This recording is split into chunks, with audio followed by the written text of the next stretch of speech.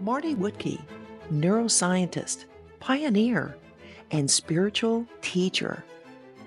After years of seeing the healing power and increased awareness experienced during meditation, Marty decided that it was time to give meditation the scientific validation it deserves. He discovered that by using biofeedback to train the brain to calm down, it can produce the same results as meditation, but even faster and more specific. His protocols not only worked, but opened the door between the brain and the human consciousness, where real healing and transformation can happen. I had a profound experience working with Marty after caregiving my father for 15 years. The pain and trauma I felt transformed into new purpose, and why I'm here today helping other caregivers navigate this very challenging time in life. Thank you, Marty, and welcome to Caregiving Out Loud. Yeah, you talk about exploring the intersection of neuroscience, neurofeedback, and spiritual growth. And you describe consciousness as fundamental and the brain a conduit for its expression. Once, a person engages on some kind of discipline, working on their minds, working on understanding, then the experience begins to emerge. And that's a whole different story. That goes beyond belief, beyond understanding to actual experience. This is what I am. I'm not all that junk. I'm not my name. I'm not my body. I am the consciousness behind all that. And then you start asking what I call the meaning of life questions. It's like, yes. Why am I here? Yes. And what is my purpose? Yes, that's important. You start looking for, how do I translate this transformation into something that connects with the world? Yes, very important. I mean, that's what you're doing. That's what I'm doing. You see many people who are involved in the healing arts or the spiritual growth process. They've devoted their lives to that because they've seen that the really, when you ask yourself, what is my purpose? Your purpose is to wake up and to become conscious, enlightened, if you will. I don't like to get into some of those terms. But once that happens, a person is usually compelled to share that knowledge and that information and experience with others. And anybody struggling with any life events, whatever they may be, as you say, if you pay attention, if you use spiritual practices, we can use all those things to our advantage. The Chinese have a symbol that uses two characters. Yeah. One means threat and danger, and the other means opportunity. Yeah, I've seen that. And so I just love to talk about why hardship is such a powerful time for transformation. I think that's both, we're both striving for that. I wanted to ask you, why do you think taking responsibility creates such a feeling of freedom at the same time? Well, because you are giving up the, identity with being a victim. Taking responsibility means what? The ability to respond rather than just, being the victim of circumstances. So it can be, in a certain sense, it's like you get your control back. And that can be very empowering when you move from victim to responsibility. Very empowering. Well, it's a change in perspective of who you are. Exactly, yeah. And what you're capable of. And why does hardship bring to the surface so many emotions from the past? And the reason why is because of this domino effect I just mentioned. These, events that occur in our lives emotional triggers especially interrupt brain development in worst case scenario and cause these, what we call neurodevelopmental hiccups that may not show up until many, many years, if not decades later in a person's life. But if you can recognize this domino effect, you can learn how to move out of that. And that takes some work. It as you say, takes some responsibility. And but we begin to access our own spiritual resources and move beyond those things. I look at these emotional triggers, when you're going back home, during caregiving, in a sense, as a roadmap to healing.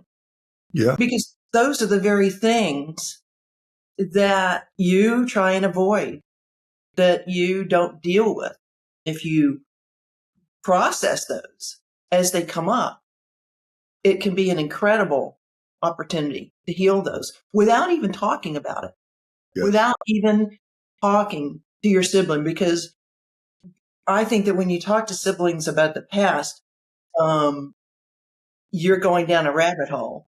Nobody's ever going to remember it the same way. Exactly. And you're never going to be right. That's for sure. So to me, the compassion that you respond to when a sibling is reacting to you with anger or criticism or something like that, can just transform the situation in a second. Absolutely. I mean, every time you access that compassion, Mm-hmm. that's what neuroplasticity is. Mm-hmm. And over time, the brain pathways that may have gotten triggered before get neutralized quite literally and changed, so that rather than evoking anger or shame or guilt or whatever it is, you start evoking compassion. And that's very powerful. That's life changing. It is. I've seen just miracles with families who don't get along, and then they're faced with caregiving. And when they use what I call the guiding principles, one of them being compassion or empathy, service to the family, then it's as if it's very unexpected, because they're used to this back and forth, and you don't have to have compassion for their anger, but you can have compassion for the wound behind the anger. Yes. Yes. And that changes the whole dynamic. So that's why you see families change, not just the individual. Yeah. It's amazing. So we talked about maintaining the resilience, because caregivers have to be actively engaged. They're bombarded with grief over time. They're bombarded with depression, anxiety, emotional triggers from family interaction, pressure, stress from work, all these things. And it impacts everything. It impacts their health. It impacts their stability. They can lose their job. But many practices focus on the gut and call it the second brain. Why is that? Well, from a physiologic perspective, our gut has 90% of the serotonin receptors in it. I mean, and the autonomic nervous system, as we mentioned earlier, is directly connected. The understanding that the gut is the second brain, now the popularity of probiotics and prebiotics has become huge, because there are even some strains that we found are antidepressant or anti-anxiety. So there's a whole therapeutic model that sort of recognizes the importance of this second brain we call our belly. But so I try to start each day, and I especially did that when I was caregiving, by what I call emptying your cup. Mm-hmm. Why do you think it's so important to empty your cup in the morning? Well, because you face all of those preconceived notions, the default mode, and you just been in bed for 5, 6, 7, 8 hours where your subconscious has been the ruler of what's going on in your mind and those pathways in the brain. So I think it's extremely important, and I recommend it to everybody that I know and I work with, that the morning begins with some kind of, as you say, emptying the cup, clearing things, and then using some kind of inspirational literature or listening to something that is uplifting and that sort of replaces anything that was negative with a more positive energy. I think that's extremely important. We recommend that for everybody we work with. Yeah, I was thinking about this earlier and that exercise. And it's also about getting back to zero, getting back to that feeling that is just a state of being, just not doing, just a Yes. beingness. Yes.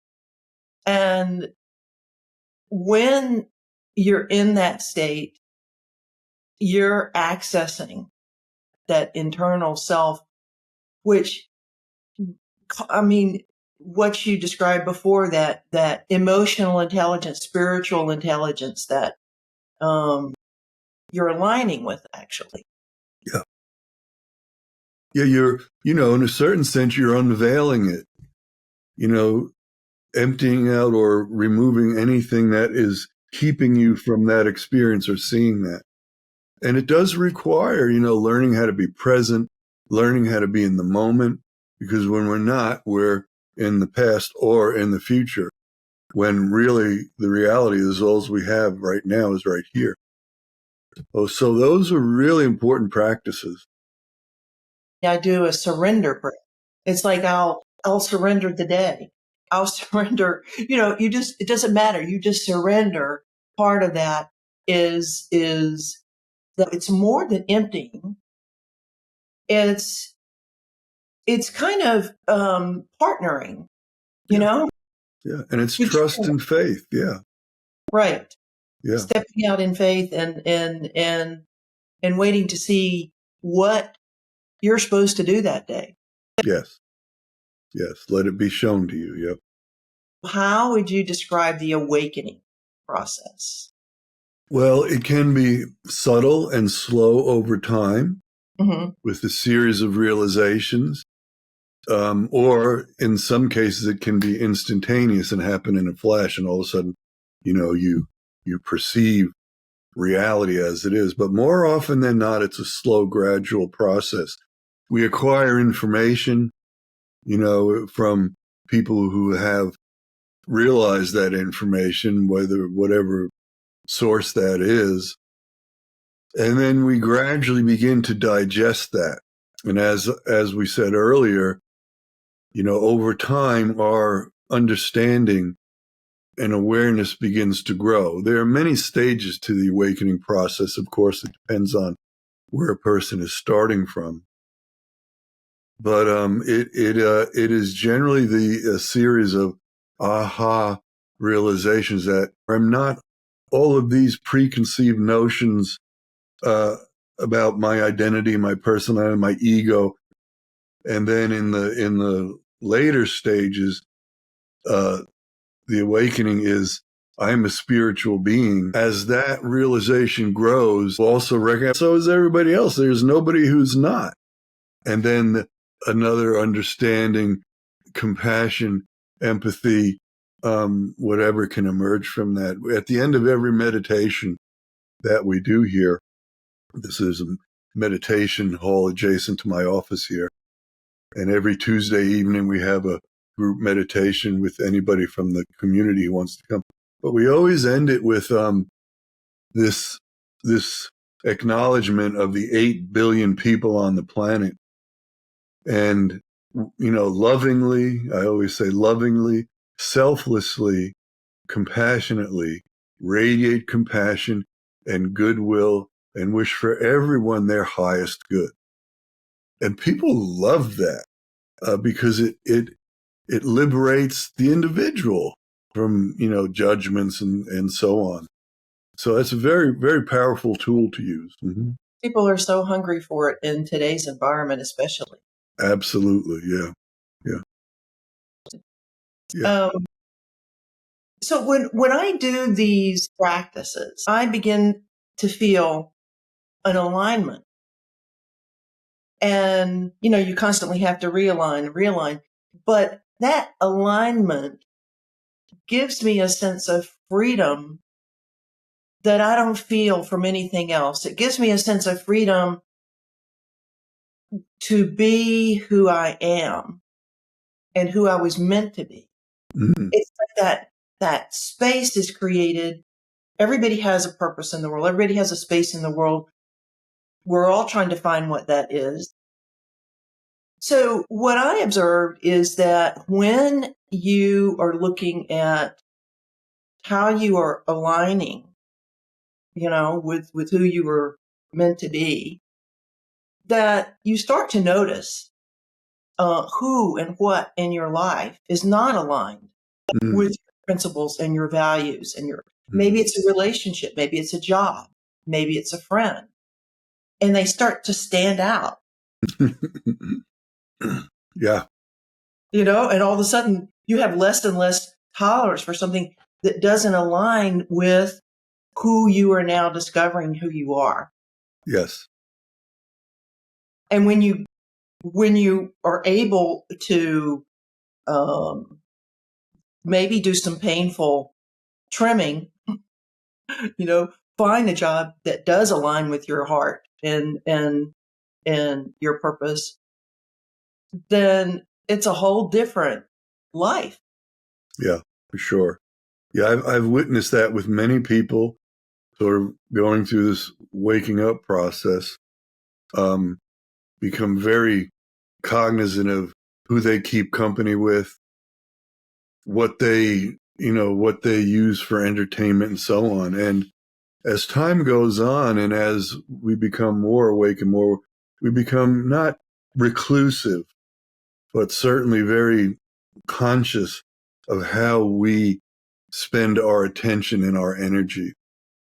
And life generally becomes simpler. And there's a flow to that, as you say, an alignment. And then life takes on a whole different pathway for many people when that happens. Is the ultimate reality that you mentioned that we are not separate from this energy? Yes. Yes. Or it's like, an ocean, and a drop of the ocean contains all the qualities of the ocean, but it's still part of the ocean. And my experience with reality is that is the truth. And I mean, even science and quantum physics is starting to, the singularity notion of consciousness, that we're just all units of that, doing our own little thing, but trying to get back to that awareness is the goal. So in caregiving and in what I do with my courses and my self-care, it's I'm trying to bridge that gap, of the opportunity to heal old wounds and transform, find your purpose, state of hardship that you're experiencing. But cognitive dissonance is a huge part of that because you're losing someone important to you. Yeah. And you don't want to accept it. And so on one end, I use lots of processes and checklists to keep you grounded, Sure. in reality and in coming to a conclusion, a decision in a very methodical way, so that you don't get caught up in the emotion, because the emotion is what interferes with good judgment. And then on the other end is the guiding principles and the spiritual practices. As you work with family and you're going through grief and you're triggered by emotions and you have that opportunity to change over time. Yeah. So that's the bridge I'm trying to build in what I do. That's awesome. That's a, perfect combination. Your checklist, as you mentioned, it can be reality checks, It is aside from what your emotions are telling you. No, no, no, that's not what it is. No, no, no. So I think that's awesome. I think that's very, very useful. Well, tell us about your book, the Brain Sutras. I include a lot of quotes and then different guidance, meditation techniques, and so on. And I had one fellow yesterday told me he's read it 4 times. And as we said earlier, each time he reads it, he gets more and more and more insight into what I'm trying to put forth. But it's not for the uninitiated. Yeah, it is. There's plenty of people just go on Amazon and see it or recognize my name and buy it. But it is one of those books that requires a gradual progression in understanding and experience. So we have a book, The Brain Sutras, and maybe someday the Heart Sutras. We'll see. Well, we all need guidance in terms of understanding how these threads come together. Yeah. Because it's not obvious. No, it isn't. But this was predicted, there's a lot of sages and saints going back throughout history who predicted ultimately science and spirituality would come to merge thousands of years ago. In fact, that was stated in certain literature sources. So, this is the natural evolution. This is what this creation is all about, not just about striving and competing and, taking over. It's really about the ultimate goal of spirituality, which is cooperation or alignment. We have just pricked the surface. I hope that you'll come back. Oh, absolutely. Marty Wuttke, neuroscientist, pioneer, explorer of our inner universe in search for meaning, and someone who changed my life. Lee, my heart goes out. You've done such good work and you've stuck with it. I'm really happy for you and want to compliment you on that. I think you're a remarkable person and a gift to this world right now, for sure. Thank you so much.